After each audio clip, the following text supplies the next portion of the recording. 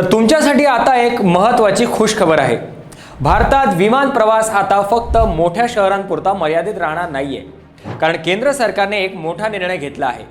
उडान योजनेची नवीन आणि अपग्रेडेड आवृत्ती मंजूर झाली आहे।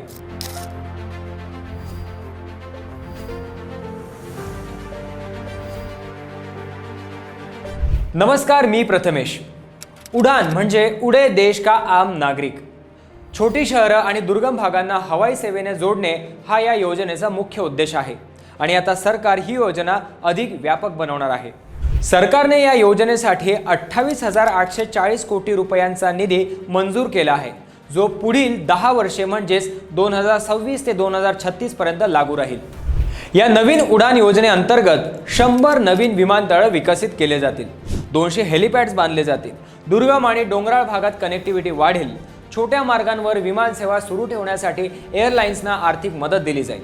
जर आता आपण जुन्या आकडेवारीवर नजर टाकली तर उडान योजनेच्या पहिल्या टप्प्यात आतापर्यंत 600 पेक्षा जास्त मार्ग सुरू करण्यात आले आहेत। सरकारचं ध्येय आहे की येत्या काळात देशातील दुर्लक्षित म्हणजेच अनसर्व्ड भागातही धावपट्ट्या तयार केल्या जाव्यात। यामध्ये जुन्या बंद पडलेल्या विमानतळाचे म्हणजेच एअर स्ट्रिप्सचे पुनरुज्जीवन देखील समाविष्ट आहे, जेणेकरून कोणताही भाग मुख्य प्रवाहापासून तुटलेला राहणार नाही। या प्रोजेक्ट्समुळे एअरलाइन्सना VGF मिळेल, म्हणजेच व्हायबिलिटी गॅप फंडिंग। छोट्या विमानतळांसाठी ऑपरेशन आणि मेंटेनन्स सपोर्ट दिला जाईल। सुमारे 120 नवीन ठिकाणे जोडले जातील आणि 4 कोटी प्रवाशांना याचा लाभ मिळण्याची अपेक्षा आहे। आता सर्वसामान्य जनतेसाठी खुश खबर म्हणजे या योजनेचं सर्वात मोठं वैशिष्ट्य, आणि ते म्हणजे प्राइस कॅप। कमी अंतराच्या फ्लाईट्सचे भाडे सर्वसामान्यांच्या खिशाला परवडणारे असेल याची खात्री सरकार करत आहे। एअरलाइन्सना मिळणाऱ्या सबसिडीचा थेट फायदा प्रवाशांना स्वस्त तिकीट दरांच्या स्वरूपात मिळेल, ज्यामुळे मध्यमवर्गीय कुटुंबेही विमान प्रवासाचे स्वप्न पूर्ण करू शकतील। आता ही योजना फक्त उड्डाणापुरती मर्यादित नाहीये, तर ही संपूर्ण देशाच्या विकासाची कथा आहे। टियर 2 आणि टियर 3 शहरांमध्ये आर्थिक विकास, पर्यटन आणि व्यापारात वाढ, आपत्कालीन आणि आरोग्य सेवांमध्ये सुधारणा आणि आत्मनिर्भर भारत मोहिमेला बळकटी।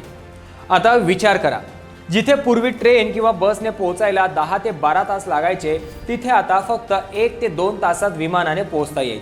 म्हणजेच वेळेची बचत, स्वस्त विमान प्रवास आणि छोट्या शहरांचा मोठा विकास। तर मित्रांनो, उडान योजनेची ही नवीन आवृत्ती भारताच्या एव्हिएशन सेक्टरमध्ये एक मोठा बदल घडवून आणणार आहे। तुम्हाला काय वाटतंय? छोट्या शहरांमध्ये विमान प्रवास खरोखर स्वस्त होऊ शकेल का? आम्हाला कॉमेंट्समध्ये तुमच्या प्रतिक्रिया नक्की सांगा।